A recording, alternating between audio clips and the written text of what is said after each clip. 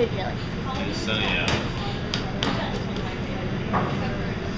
So here's a stack of cake, alternate fillings.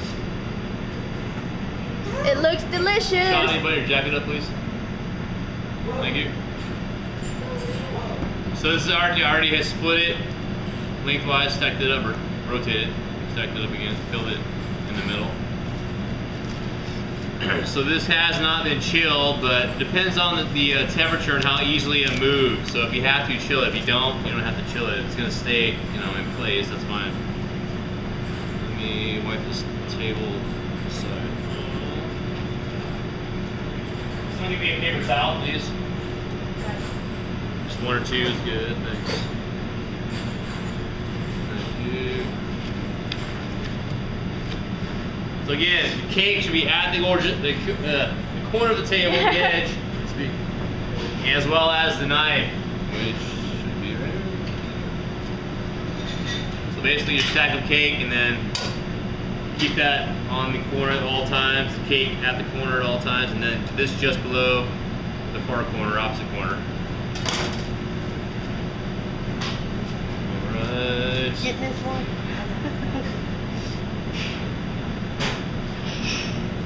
So what tends to happen is this whole stack likes to move back as you put the knife through it. So make sure it stays at the corner. Otherwise it'll change your angle when you go to build it. So line it up. Again, table corner, just below the far corner. Far corner. I'm gonna do long draws. I don't want to just mash it through because it'll chip things away and make things fall apart. So Chainsaw. I'll start like this. If you happen to lose some cake, it's okay. Try to keep it with the stack, but if it moves too much, you might lose some of it. That's all right. Fill it with buttercream later. So as you go, just eyeball it. And again, your hands will be really close to that blade, so just go nice and slow. Eventually, you'll get to where it just wants to move off the table. You don't want to let that happen, so move it up. You can have somebody spot you as well as you cut it, have somebody standing over here, or if you're left-handed, over here, and kind of catch that cake as it separates. So, very slow process. Use the teeth of the knife to do the work, don't just push it through. You can always change your angle though, so if you happen to tilt this too far up or too far down, just keep an eye on it and try to correct it with your next movement.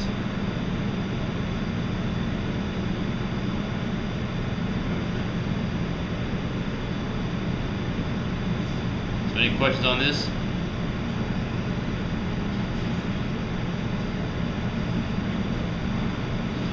Not yet?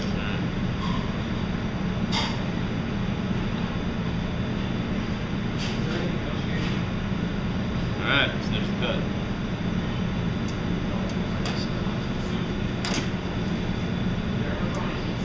So now we're going to match up the top and the bottom in the middle. So this stack is still together. What I do is I pull one side down. The other side I'll push up. So now the top is on its end, the bottom's on its end. And then I rotate one of them. That, so it should line up, and it will. So what's going to go in the middle? It's going to be the coffee buttercream. I got ganache, so I need coffee in the middle. So I don't need this guy. Nice try. You super. All right. I even labeled it. What? All right. So you can't read. You can read. I think you can read. So, a little syrup, not much. You can run to the table, but just dab it up. I put one hand on the far side, so I'm just pushing it around the table. It's pretty tender. Just a little bit of syrup. Both sides. So make sure your tabletop is nice and clean. So you can do this without worry. Now, if you have to put a lot of syrup on there, give it time to soak in before you put your filling in there, otherwise it won't quite stick. which is okay. Give it a few seconds or a minute or two, and then alternate fillings. You know, so if it happens to be you're putting ganache in the middle, that's fine as long as it's alternating. So it doesn't have to be exactly like I'm demoing it, but here's the other thing too: layers vertical from the end. You'll see the layers are vertical, not horizontal, but vertical. Okay? That's another thing to look for. So alternate your fillings, and then by the time you build the triangle, your layers should be vertical. Sometimes I get one person does vertical on one half and horizontal on the other half, and they match it together. I have to tell them, sorry, Christy, you have to redo that. Oh! I didn't mean to say that. Dang it, Christy. You haven't even made it yet. You got 1/8 of an inch. This cake is really rich, and with the addition of each layer of filling and each layer of cake, it can get almost overpowering. So the cake slice itself, portion size is not very big for that reason. Also, that's another reason why you don't want to do too thick of a filling on the inside as you do fillings. It adds up pretty quick. It's a lot of sugar. Sugar's good for you. To a point.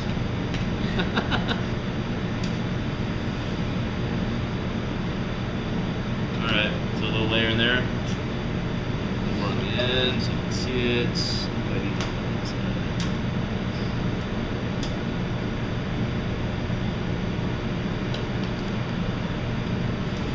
And then, before I push this together, since I got this stuff out, I'm going to go ahead and put my coffee icing on my base. So again, this hangs out until the very end, basically, well, almost the very end. So I already actually put syrup on mine, so it was ready to go, but when you store yours, if you're not going to get to it, don't put syrup on it too soon.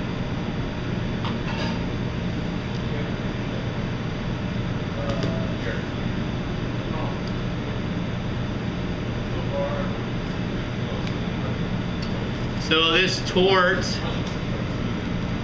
was originally called the Clichy torte, C-L-I-C-H-Y. That was the original maker of it, the original pastry chef. Clichy is how you pronounce it. When the Paris Opera House burned to the ground, they got it rebuilt. They wanted to commemorate the rebuilding of it and decided to take this cake and change the name to the Opera Torte to celebrate that. So it starts out as Clichy, ends as Opera, and ever since it's been Opera.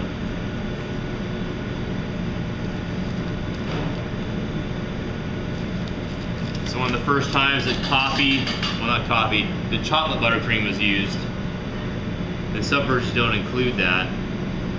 We do on this one just for a crumb coat, but you're gonna have the coffee on the inside, coffee buttercream, espresso syrup usually, ganache, inside and out as the final glaze.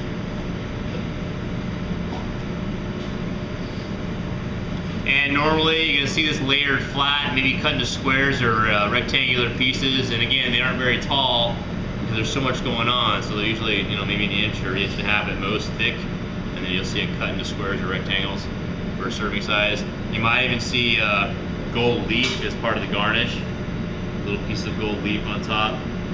We're going to pipe Opera or a couple treble clefs on the side. Then I'll do that later.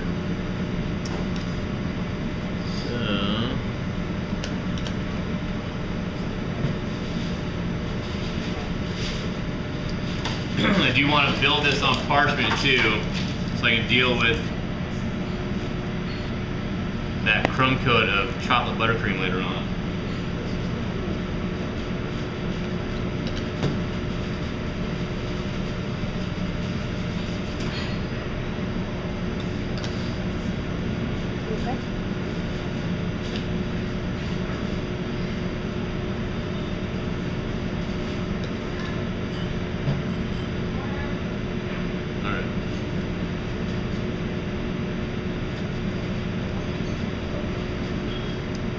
So flexible cake. Hopefully you don't have crackers you're building with.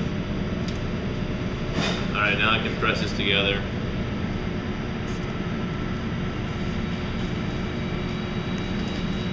and my angle's right, I'll have a nice triangle to work with here. My angle on my cut anyway.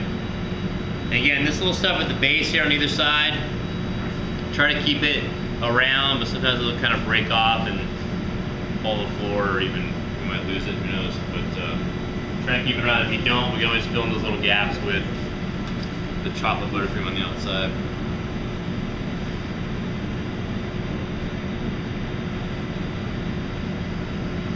Oh man, my geometry's off. It's been too much.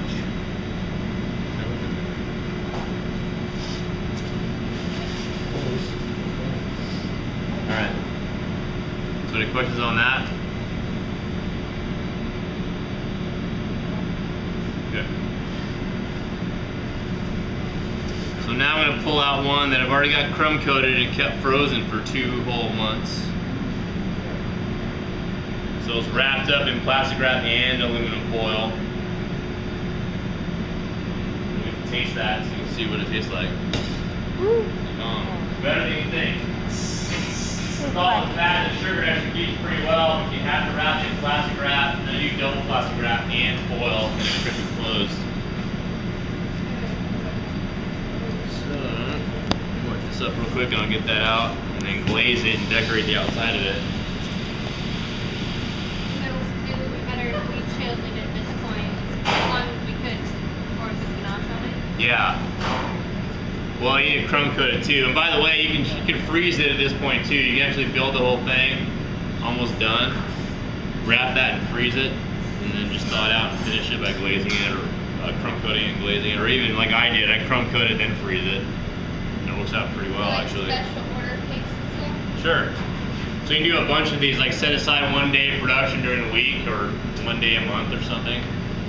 Just do a bunch of these. You have all these stuff out at once, get them all done, portion them out, freeze them, and then pull them out as you need them, kind of thing. Save some time.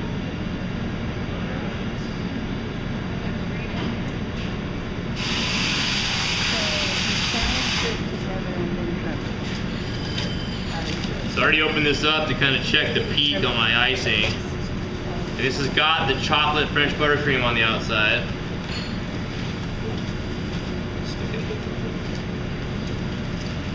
So make sure you get all the way down to the base on both sides.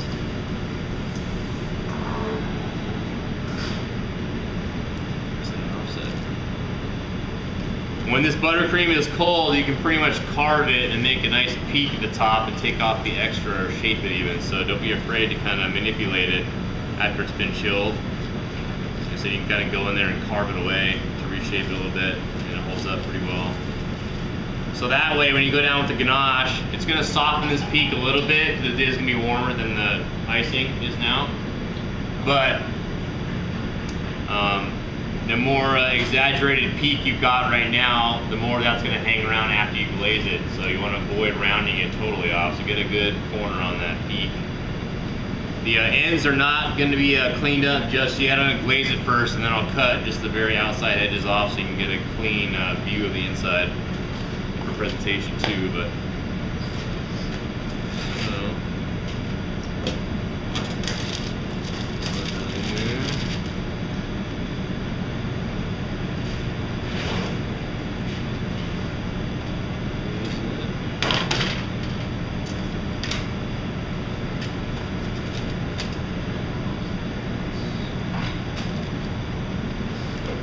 so again, chilled. That also helps you keep the edges at the bottom, or the corners at the bottom, where the buttercream is kind of shaping it, kind of help to keep it keep it intact rather. If that's warm and you do this right here, it's going to smear and move. Some of it is already starting to warm up.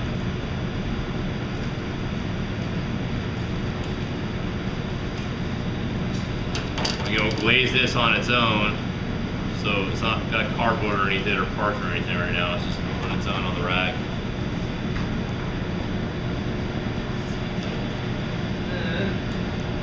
What you want to do is have your ganache glaze warm. And because this is buttercream, it will melt it somewhat. So before you commit to glazing the whole thing right away, You want to pour it on one side and see how it does. Because it could be that it's too hot and the buttercream will just kind of separate and melt down the sides. So you want to test it first. If it's good, it holds up, then you keep going. If you test it, and it slides down and the buttercream is exposed underneath, then that's too hot. You want to cool it off just a little bit.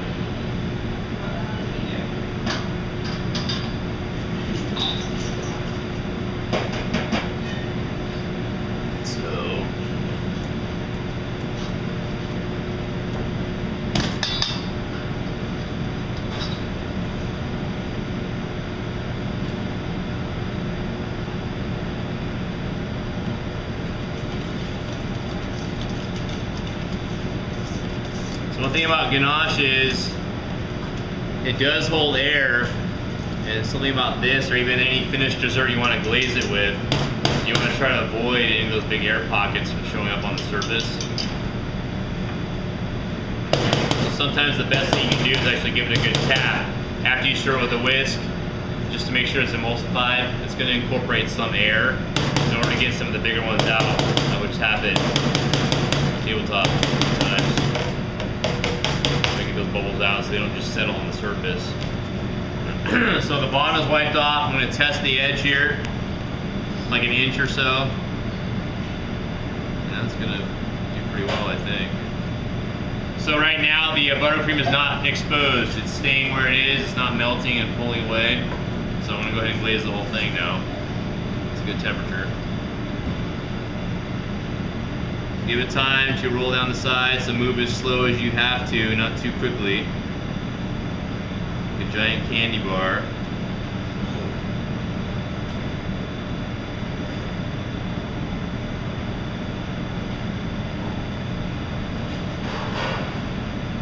Oh, just like that. Again, if you want to, just like we did the soccer party, you can give it a little tap.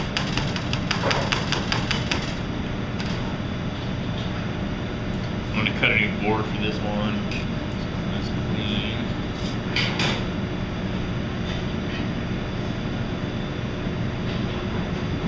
So you can present it on a clean portion of cardboard, kind of like the roll cake we did earlier.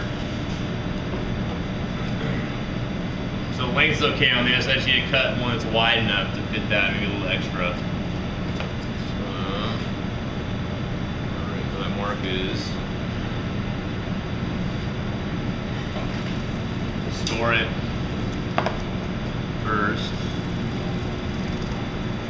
And really, folks, ideally you wouldn't do this with a knife because it dulls the blade, so sorry, bad example, but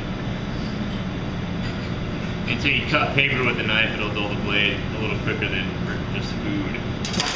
So. Magic. But yeah, who cares? We're pastry chefs. We don't care about knives and sharpness. Well, we should cut that seam a little bit. So there's my finished surface there.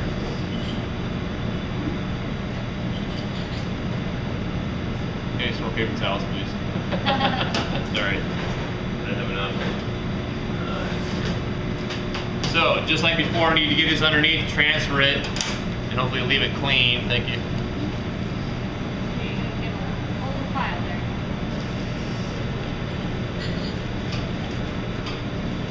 And again, make sure you got a cooling rack that's got fairly flat wires on it, so you don't have to go kind of digging into it and moving your offsets too much.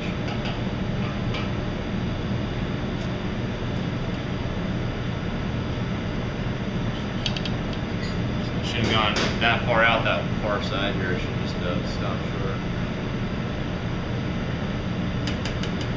Let's bring it to stick now.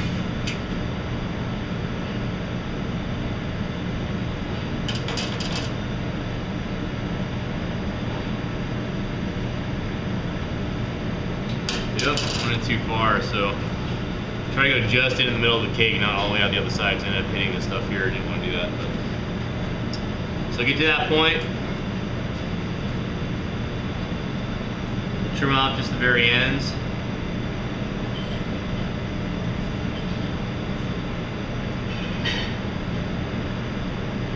See the inside.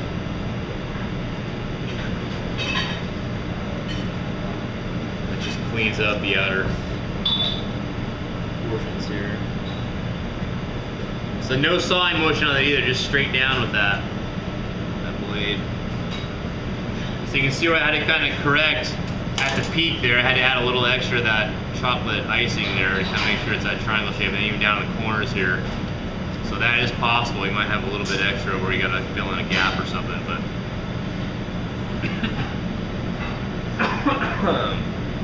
as far as the surface goes and the decoration,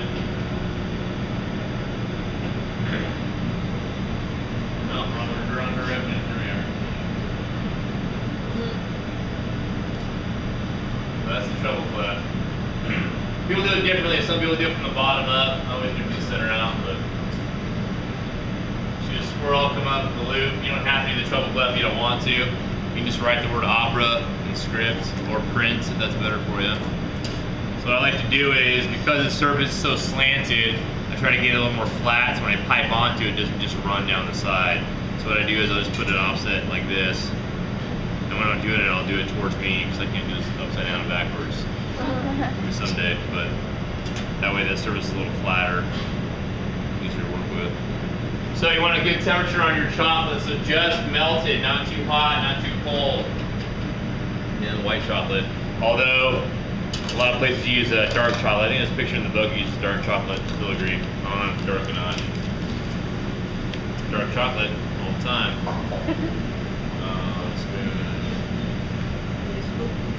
Under your cornet. Huh? Under your cornet. On the table. Your cornet. Oh, thanks.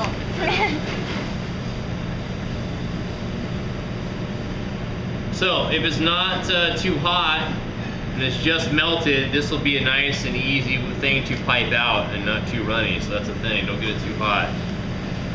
It makes it easier to work with when it's just right in the middle.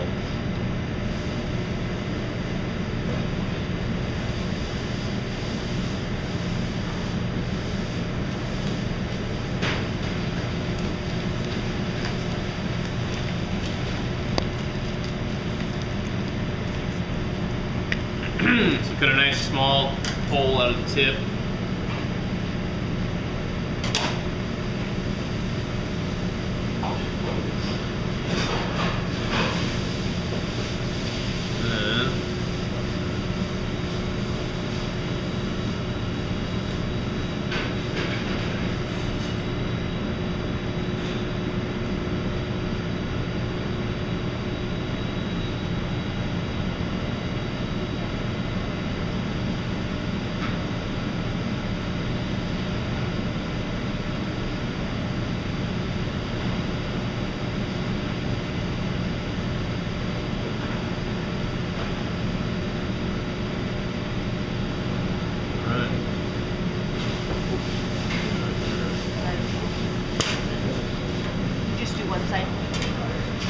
Yeah, for checkout, just do one side, or you can practice and do both sides if you want. That's cool too.